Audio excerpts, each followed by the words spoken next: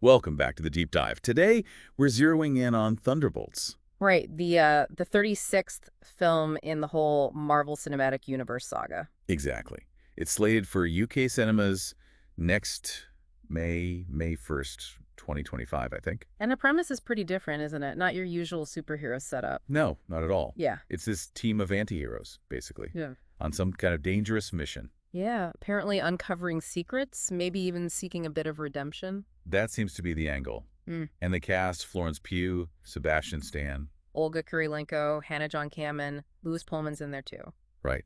So we've got some interesting stuff to go on. Comments from David Harbour, who plays Red Guardian. And some pretty early reactions from critics that have just started coming out. So our mission today is really to understand what makes Thunderbolts potentially noteworthy, especially with all the, current talk about Marvel films. Okay, so where do we start? That Harbour comment seems like a good entry point. Yeah, absolutely. Yeah. He mentioned something about the trailers, right? That some moments, well, they won't actually be in the movie. Exactly. He basically said they did a lot of messing around on set, shot footage just for fun. Which made for great, funny trailer moments, apparently.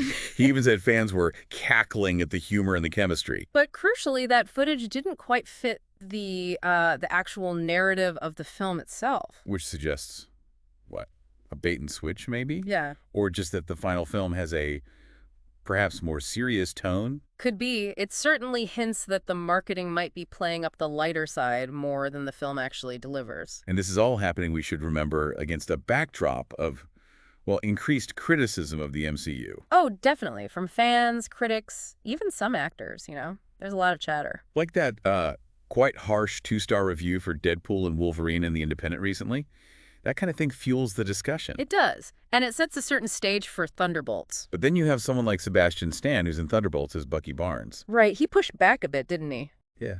He basically said, look, everyone can have their opinion, but these big Marvel movies, they're important for the industry. His argument being they help enable smaller, maybe more independent films to get made. That ecosystem idea. Exactly. It's a perspective to consider, you know, how we value these blockbusters beyond just the movie itself. Yeah, the artistic merit versus the broader industry impact. It's a valid point in the whole debate. Okay, but let's pivot back directly to Thunderbolts.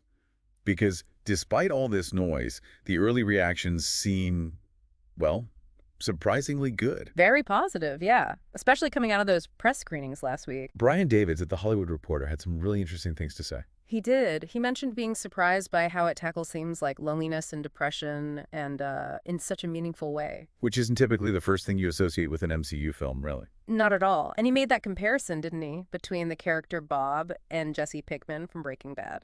Which implies some serious character depth and complexity. Wow. He even suggested it might be the most psychological film the MCU has ever made. That's a bold claim. It really is. And Emily Murray seemed to agree, calling it easily one of the best MCU movies in a long time. So the comment thread seems to be this idea of a bold dive into trauma, healing, and redemption.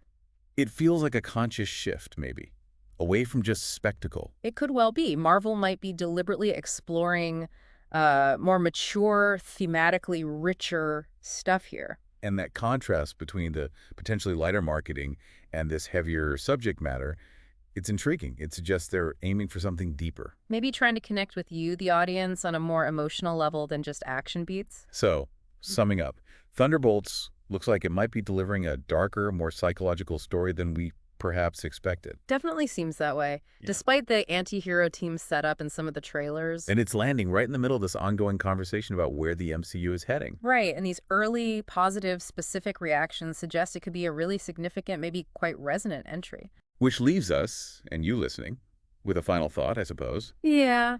If the film really does focus so much on trauma, healing, redemption, that Jesse Pinkman comparison. How differently might it land with audiences compared to, say, a more straightforward superhero movie? And what does that potentially tell us about how the MCU itself is evolving? What kind of stories are they willing to tell now? Something to think about.